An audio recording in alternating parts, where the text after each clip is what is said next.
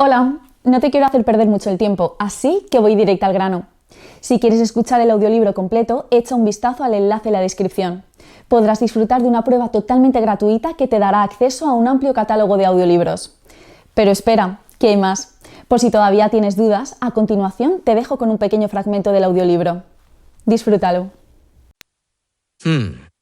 Dave asintió mecánicamente y tomó otro sorbo de la taza que sostenía. ¿Es el mismo café que estábamos usando? ¿Qué tiene de malo? No he dicho que tenga nada de malo. Sí, es el mismo café. Dave suspiró. Creo que me estoy resfriando. Hace un par de días que no le encuentro el gusto a las cosas. Madeleine apoyó las manos en el borde de la isleta de la cocina y lo miró. Has de salir más. Tienes que hacer algo. Sí. Lo digo en serio. No puedes quedarte sentado en casa todo el día mirando la pared. Te pondrás enfermo. Ya te estás poniendo enfermo. Claro que nada tiene gusto. ¿Has llamado a Connie Clark? Lo haré. ¿Cuándo? Cuando tenga ganas. Era improbable que pronto recuperara las ganas. Llevaba así los últimos 6 meses. Era como si después de las heridas que había sufrido en el desenlace del estrambótico caso del asesinato de Gillian Perry, se hubiera distanciado de todo lo relacionado con la vida normal. Tareas cotidianas, planificación, gente, llamadas de teléfono, compromisos de cualquier clase. Había alcanzado un punto en que nada le gustaba más que una página de calendario en blanco para el mes siguiente. Ninguna cita, ninguna promesa.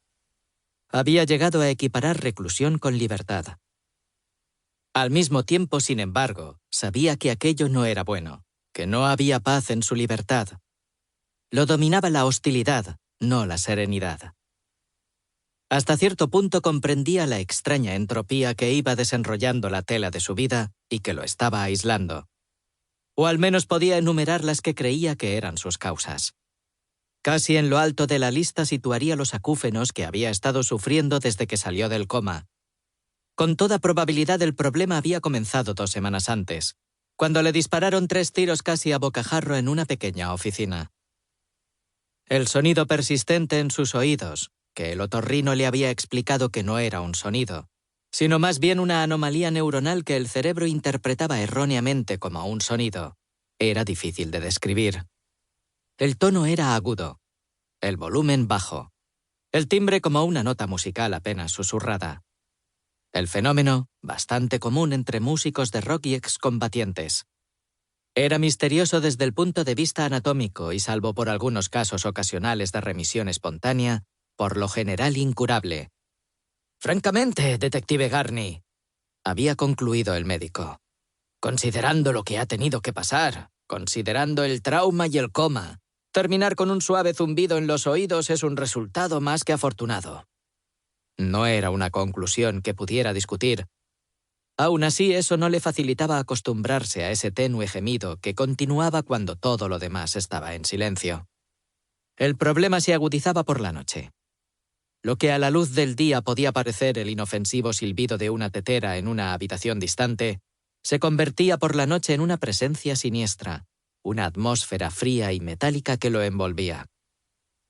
Luego estaban los sueños claustrofóbicos que evocaban sus experiencias en el hospital, recuerdos del yeso que le inmovilizaba el brazo, de la dificultad que había tenido para respirar, sueños que lo dejaban con una sensación de pánico durante muchos minutos después de despertarse.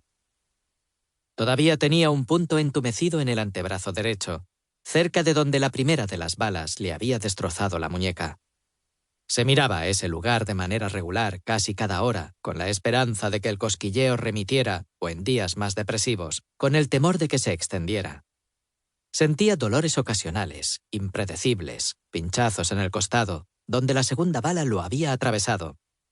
También sufría un cosquilleo intermitente, como un picor contra el que no servía rascarse, en el centro de la línea de nacimiento del cabello, donde la tercera bala le había fracturado el cráneo. Quizás el efecto más desconcertante de resultar herido era la constante necesidad que sentía de ir armado. En el trabajo llevaba pistola porque las regulaciones lo requerían, pero a diferencia de la mayoría de los policías, no le gustaban las armas de fuego. Y cuando abandonó